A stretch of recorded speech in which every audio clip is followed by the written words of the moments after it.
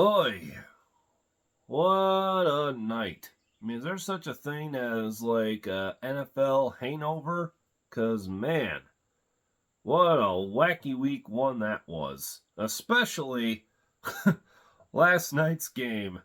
I mean, that was the perfect ending to a crazy week one in the Monday night finale that saw the New York Jets somehow rally to beat the Buffalo Bills without Aaron Rodgers, who is officially out for the season with a torn ACL. You can't script this. You can't make this shit up. Like when I saw Rodgers go down and then him limping off the field, getting then carted off the field to the tent, then taken to the locker room, and then, as soon as we heard something about the left tendon Achilles, or the left Achilles tendon, mind you, we all knew where this was going. We all knew where this was going. As soon as the A word entered the sentence, you all knew. And right away, outside of the AFC East, you had to feel bad for the Jets, especially the fans. Because you had all this hype all off season when they got Rodgers, and it was like, wow, really? Just 4 snaps into the game. Just 4 snaps into his debut as a New York Jet, and Rodgers is done. At that moment, I think every Jets fan just went ice cold, and probably just, had a look of like, are you fucking serious? Like, I was watching the game on ESPN2 with Eli and Peyton doing the call, because it's more fun when they're calling the game, because who the hell wants to listen to Joe Buck and Troy Aikman? And I forget his name. They had like the famous tennis player back from like the 70s or something. I forget his name, doggone it. But, he's a huge Jets fan. And he was saying, I said to myself, what could go wrong? Or are you freaking kidding me, or something along those lines. And it's like, even I am saying it the entire time throughout the game. I'm like, are you serious? It's like, man, that is real proof that God or some higher power, the football gods, whoever, hate the New York Jets. Broadway Joe honestly sold his soul, and until the day he dies, the Jets can't have anything nice. Sure, yeah, they've managed to get to a couple of AFC championship games, but that's about it. All have ended in heartbreak fashion for them.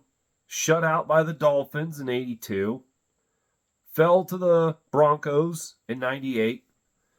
And then, of course, back-to-back losses in 09 to the Colts. And then, of course, the one to the Steelers in 2010. And since then, the Jets have been a journeyman team ever since. And apparently, nothing changed. I feel sorry. Like, what else is there to say? You have to feel sorry for the Jets fans. Oh my God. Like, I know Giants fans are saying, they're too hurt to give a shit because of what happened to their team. But damn. So you think after Rodgers was out for the game, of course, Bills fans are probably ecstatic. So, like when my Eagles jumped out to an early 16-0 lead on the Patriots, we're thinking, oh, we're going to easily win this game. We're going to mop the floor with them. Nope. New England fought back, stole the momentum, and made a ball game out of it. The Eagles held on for dear life to win that game. Meanwhile, the Bills, quite the opposite. You literally pissed that game away. So you would think, with the headline being that Rodgers is out, Zach Wilson is in, how the hell do the Jets even have a prayer of winning this game? Like, you would think the Bills would take all that momentum and easily walk over the Jets. Not so. Gotta give my hand to the New York Jets. That was a total team win. A very impressive team win. So how did the Jets pull it off? Well, even though they lost their star quarterback, the defense took the momentum, and they beat the ever-living fuck out of the Bills' offense. They intercepted Josh Allen 3 times, and all of them by Whitehead. And then there was a forced fumble that they recovered that led to Greg Zuerlein's third field goal of the night that gave the Jets their first lead of the game. So apparently Josh Allen's turnover woes are still a problem that have not been nixed yet. Granted, it's still week 1, but dear God, you do that to the Dolphins. I mean, dear God, if he's going to have those problems against Miami and New England, Buffalo, you just got put on high alert, same as my Eagles. You think you were going to have an easy road back to the Super Bowl? Think again. Your division is heavily competitive. Even if the Jets don't have Rodgers, that defense is coming after you. And give a little credit to Zach Wilson. He had a rocky start, but he soon settled in and figured out the rest of his team wanted to win that game. So all he had to do was not fuck up. He played the perfect role as the backup game-managing QB. He had the ground attack, and his defense wanted blood, and they got it. They did everything right to win that game. And then the real capper. So the Bills try to save face. Excuse me a second.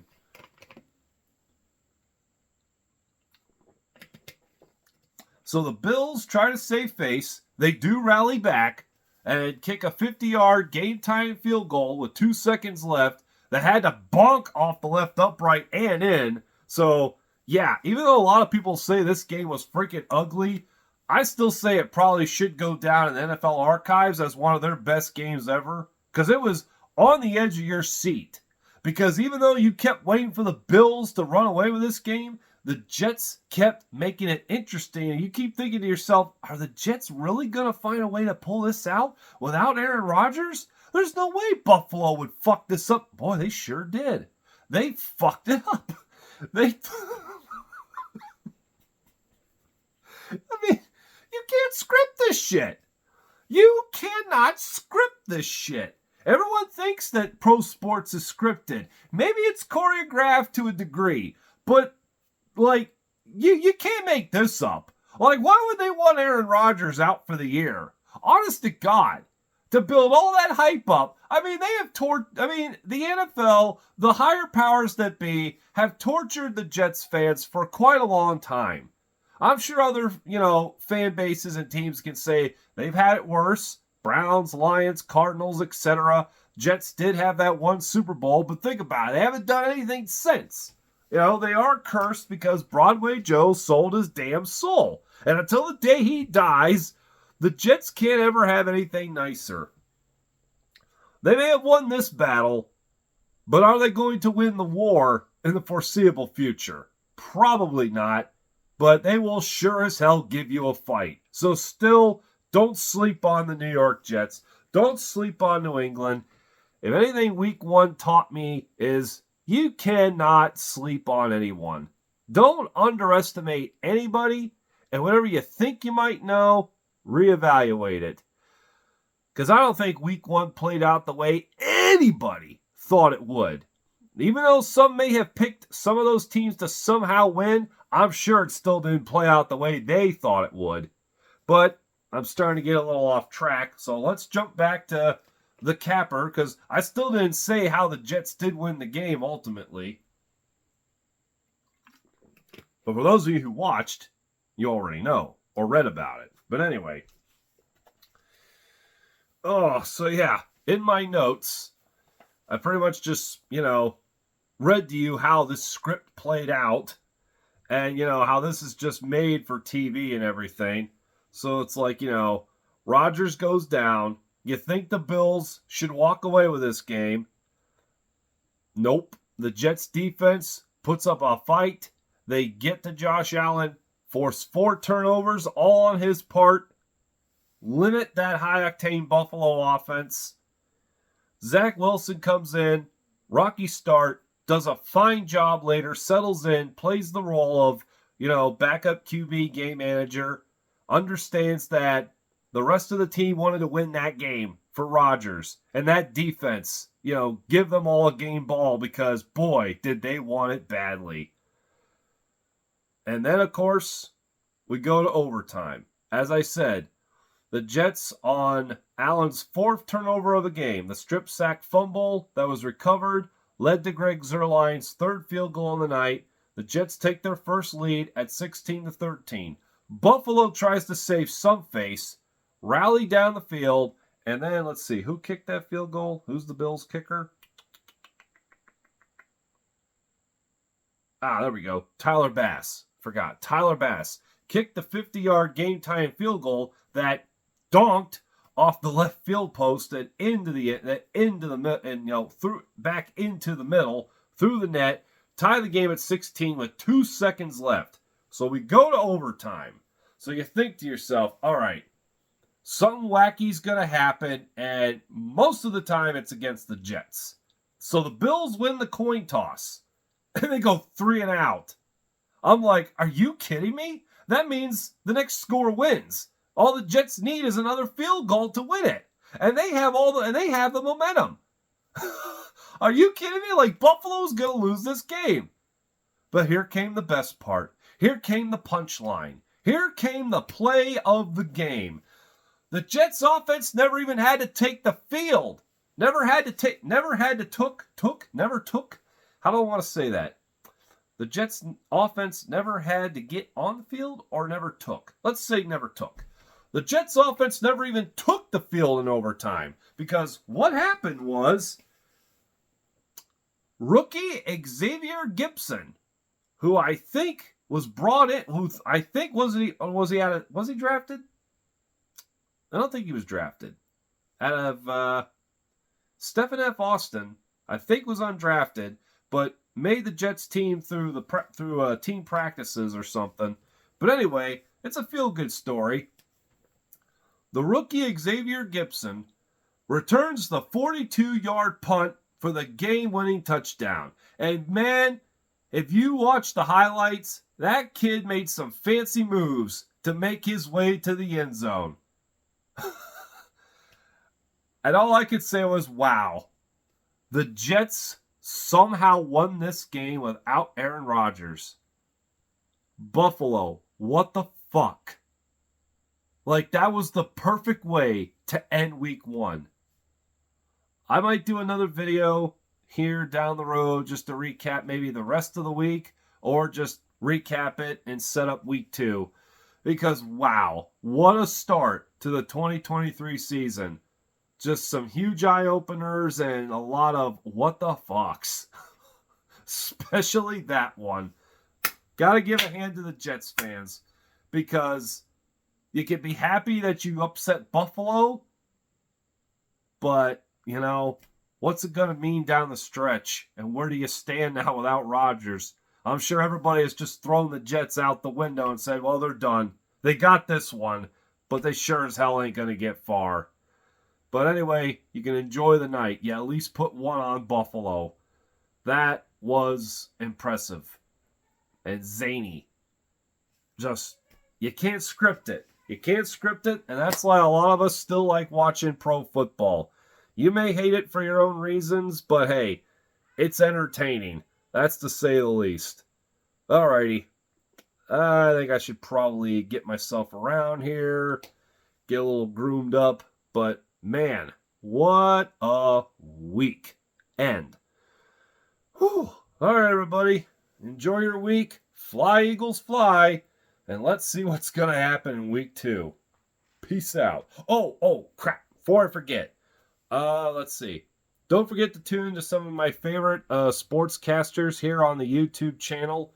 At Tom Grossi, at That's Good Sports with Brandon Perna, at Scooter Magruder, at Urinating Tree. Those guys are freaking awesome. Professional at what they do. They are hilarious to boot. So watch their content and subscribe. They are the real deal. Okay. Also, if you feel like subscribing to my channel for the hell of it, I'd appreciate that too. Give me a thumbs up. Give me some pointers, please. I will really like some heavy constructive criticism. Alrighty. Peace out, everybody. Enjoy your day and enjoy your week. Enjoy your life. Can I keep running on? I probably could. I'm trying to shut up. Stop me. Somebody stop me. I'm trying to stop it. Here we go. Okay. Goodbye.